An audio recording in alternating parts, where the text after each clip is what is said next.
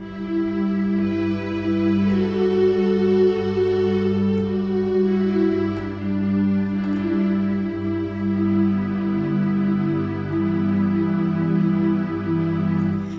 we are so excited to have Johnny Barnett here today, and I'm going to read his little introduction for him, but I have to say, he's a really cool friend of mine. So I call him my friend because I do host him at my house when he's traveling across this huge United States. So anyway, Johnny Barnett hails from Austin, Texas, as you know, and has been a practicing astrologer for over 30 years. His unique astrological perspective is based upon the relationship between the 7 planets of classical astrology and the 7 chakras, thus Chakraology, an embracing of the Hermetic wisdom as within, so without. He draws upon his contemporary studies in mythology, symbolism, religion, physics, and the works of contemporary and recent thinkers such as Eckhart Tolle and Joseph Campbell, as well as his experience as a father, husband, entrepreneur, community activist, and musician to inform his work. When not in Austin, Johnny tours the U.S., teaching chakraology classes and doing private astrology readings. He has authored a book based upon his work entitled Chakras, Mythology and Astrological Symbolism. And he taught that class here yesterday, which was absolutely amazing. And it really answers the question of, why are you here? And I love what Johnny says, it's written in the stars. It's already written in the stars. So I'm really excited to hear his lecture today. I have never heard this one, and I'm so excited to invite Johnny Barnett to be with us. Here's Johnny. Hi, y'all. Hi. What a pleasure to be here. I've always felt like church could be so much more than what I experienced growing up. And I'm glad to see it has become that. So as Jenny mentioned, I'm an astrologer. I've been studying astrology for over 30 years. I grew up in the church. I've had an esoteric and a philosophical and a religious and a spiritual mindset my whole life. And so it was only natural that I would fall into something that led me to be in a church one day. I've talked at a couple other churches before. But this is really fascinating to me when I read things in the Bible that I was not taught in church. There's so much symbolism, there's so much metaphor. Jesus himself, as we all know, taught in parables, which is to say a metaphorical story. So I'm fairly well versed in the Bible, and when I see something from 50 years ago that I read and I apply that to my current understanding, it's like, well, wait a minute, those first 7 of the 10 Commandments are exactly the same as these 7 chakras that I've been teaching about. And so I just dive into that, and it's like, sure enough, it's right there. If religion's not exactly your cup of tea, the 7 books of Harry Potter also have the exact same template. It's like everything in our culture is reflecting this same idea, whether it's the 10 Commandments, whether it's Harry Potter, or whether it's any work of literature in between in our culture. So it's part of who we are. It's part of how we live our lives. So let's go through these commandments. And the story is Moses goes up to the mountain and God appears to him as a burning bush. So this is information coming down symbolically from above, right? And so we're going to go with the first with the first commandment with this chakra, the second, the third, the fourth, fifth. Although we number them 1, 2, 3, 4, 5, it's a different order. And I'm just going to go through these. The first one's a little tricky. I don't know how many of y'all are comfortable with the word God as the person as portrayed in the Bible. A lot of people like that. A lot of people prefer prefer to think of God as something else. I think divine creator was the great word that our friend Lamont came up with a few weeks ago. Whatever you want to, you believe works just fine. I'm going to use the word God and as if it were a person, a supernatural person talking to Moses. And because that's the story we have, that's how it comes down. And I'm going to just expand from there. But you can imagine God to be anything that suits you. So the first commandment, I am God, you'll have no other gods before me. So the crown chakra in our chakra system is our connection to spirit, our connection to everything that's not a thing that you can touch, taste, see, smell, or hear. This is, and what's so wonderful about having the statement, no other gods before me, you know, people can worship money, people can worship rock stars or movie stars, people can worship all kinds of false idols, we're told. The idea here is that whatever you consider to be God, that comes first, right? You got all these other chakras that have to do with living and eating and life and this, that, and the other. But why? Why are you doing this? Why are you living? Why are you eating? Why are you going to work? Why are you doing anything? Your spiritual awareness gives you purpose. So you don't want to put anything before that. This is numero uno, right? This is number one. It's like knowing that you're a child of God, knowing that you're connected to God, knowing that you have a spiritual nature gives you a whole reason to be, a whole reason to do what you do. So, I'm God, have no other gods before me. The second commandment. So this chakra is called our brow chakra or our third eye. And the second commandment then says, don't make a graven image of God. Okay, let me translate that into modern English for you. Okay, graven means like a sculpture or a carving. Don't make a picture. Don't make a physical, three-dimensional thing and point to it and say, look, there's God. Are you looking with your two eyes? That's God. You don't do that. You look with your third eye, your inner eye, and you look within.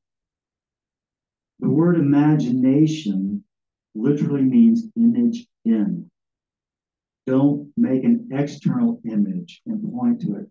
Consult your own imagination. Your imagination is not just fanciful and fun and silly and ridiculous.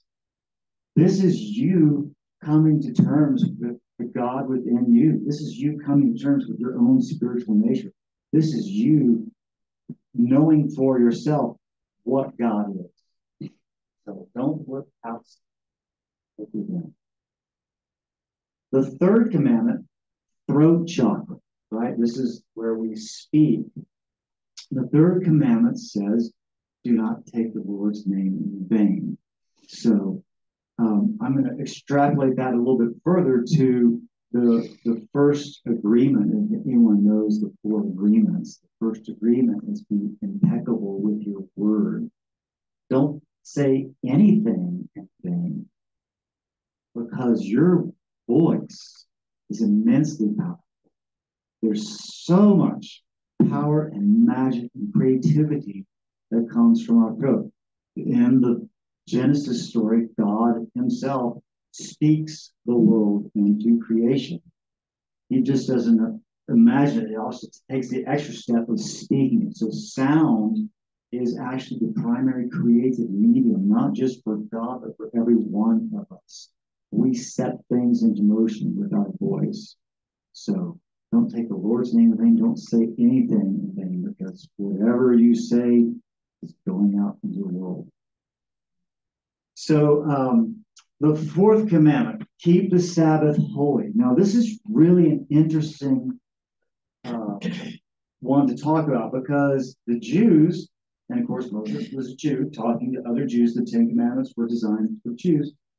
The Jews considered Saturday to be the Sabbath day. Sabado, Sabbath day. Sabado is how you say Saturday in Spanish. Saturn's day is how we say it in astrology or English or German, right? Saturn is represented by Moses. Okay, Jesus came along, and he's like the upgrade. This is the next level. Back in the old days, well, you would say the children of Israel, they weren't even called, I don't think they were called Jews at that point. Just children of Israel were pretty much second chakra people. Moses came along to raise the consciousness up. We'll talk about Saturn in a moment. Goodness gracious. Someone wants to hear this. I know, just really important. Just turn the phone on and let them hear. So Moses is raising that consciousness up here. Jesus came along about 1,500 years later and raised the consciousness up here to the heart chakra. And so the Christians celebrate Sunday as a Sabbath day. The sun is the center of the solar system, just as your heart chakra is the center of your energetic system. The sun is the most powerful and most constant and most stable thing, physical thing in the universe. It is representative of the most constant being of all, God or spirit, however you like to idolize it. But you can use the word God just because. But you keep the Sabbath holy.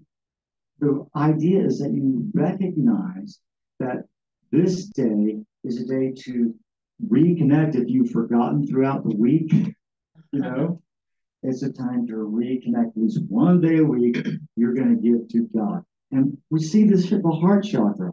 If there's a Christian saying God is love. If you came to my class the other day, you heard me talk about how my belief that the nature of spirit is reflected in love, that spirit simply is love. God is love. And the way that we externalize that is through our heart. We give through our heart. We feel through our heart. And so keeping the Sabbath holy at least one day a week, reconnect with your center. Reconnect with why you're here and what you're here to do. Fifth commandment. Now we're down to the third chakra. How are we doing?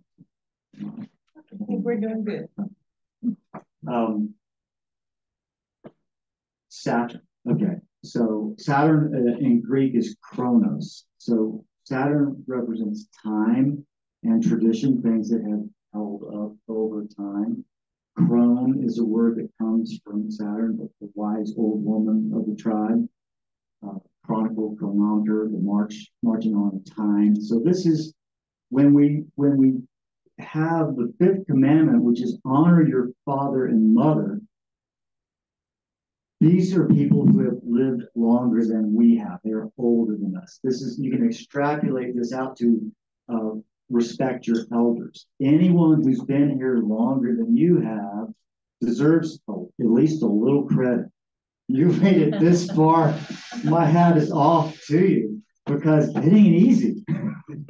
Boy, there's challenge after challenge after challenge. And someone who's stuck it out has at least had the potential to gain some wisdom that those of us younger have not.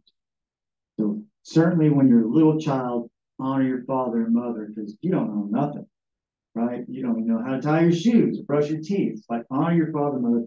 Let them guide you. Let those who have learned more about life guide you. I've studied important stuff for a lot of years, decades, but there are still plenty of things I don't know, and there are plenty of things I cannot know until I live to be much older than I am today, right? The older people have gained a wisdom that the younger people cannot appreciate. But we're told, and if you ever talk to someone who's older than you recognize, wow, they have a perspective that I never thought of before. So yeah, honor your mother and father. The sixth commandment, which is our second chakra, our sacral chakra, you ladies have right here a womb where human beings are created. So the sixth commandment is thou shalt not kill. Okay? You are here to create life. You're not here to end it. So why is that so important? Well, we have basic morals and ethics that seem obvious to most people. I'm going to give you a deeper level to this. One of the things that's going on is that consciousness is expanding. So in the joke I used yesterday in the class, which is not really a joke at all, we talk about how every one of us is a subjective experience of God. You are one example of God being in a body, and you're another example of God being in a different body, and yet another body, different experiences, different ideas, different connection to heaven, different connection to different passions. There's all sorts of unique, in fact, just about everything about you is unique. Your thumbprint, your eyeball, the way you look, the way you think, the way you feel. The reason why we're so many of us and we all think and feel a little bit differently is because God, or consciousness, I've used those two words interchangeably in this context, consciousness needs to expand. And he has you and you and you to do that. That's what is going on, is that God doesn't have arms and legs and nose like we do, right? God has you to experience the physical world, to see what it's like to be a spirit inside the body. And so if you kill someone, even yourself, you are robbing the whole of its ability to experience this in this way. No one else can do what you're here to do. No one else can achieve what you're here to achieve. No one else is going to realize and understand every single thing that you realize. We're all in this together. We're all feeding each other. There's the collective consciousness that Carl Jung talked about. We all grow when one of us grows. So, thou shalt not kill. Create life, nurture life.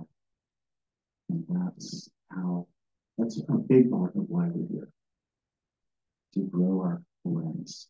So, the last commandment then, or excuse me, the seventh commandment is do not commit adultery, right? You recognize down here the root chakra, your genitals are located there. Let me define adultery for you, because that's a word we don't really use a lot. To adulterate something is to make it impure, right? You can adulterate a glass of water with a teaspoon of salt. You've adulterated that pure water, right? So it's an idea about there being a purity and you taint it or you adulterate it. So the root chakra, not just talking about sex. See, this is so much broader than sex. Sex is just one tip of the iceberg. This is about your life force. You have this pure life force that you're born with, and it supports and fills the whole rest of your physical being with life energy. And so keep it pure. A big part of our energy is out there and available for mixture when we have sex, right? There's bodily fluids, but there's emotions, there's all kinds of internal chemistry, there is all kinds of energy that is not physical, spiritual energy. You're mingling with your sexual partners. And so that's why the sanctity of marriage is such that when you are married to someone, you have the marriage itself is a safe container where you can express that and to keep your life force, your energy pure, rather than just spreading it willy-nilly all over the place. You can deplete your spiritual energy as well as your physical energy. So, thou shalt not commit adultery, keep it keep it clean, keep it pure, because God needs you to be strong. God needs you to be pure because we've all got some special mission to accomplish, some special job to do while we're here.